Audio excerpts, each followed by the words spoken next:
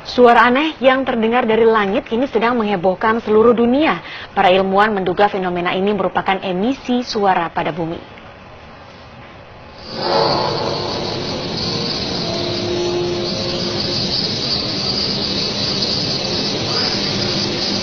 Seluruh dunia kini sedang dihebohkan dengan suara trompet aneh, di mana suara trompet itu begitu menyeramkan dan membuat bulu kuduk yang mendengarnya merinding. Beberapa negara menjadi saksi adanya fenomena suara aneh tersebut, bahkan beberapa sempat terekam. Para ilmuwan NASA menjelaskan bahwa suara aneh tersebut datang dari planet bumi sendiri.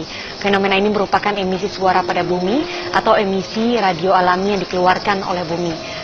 Para ilmuwan menyebut suara-suara itu dengan nama tweaks, whispers, dan juga spherics.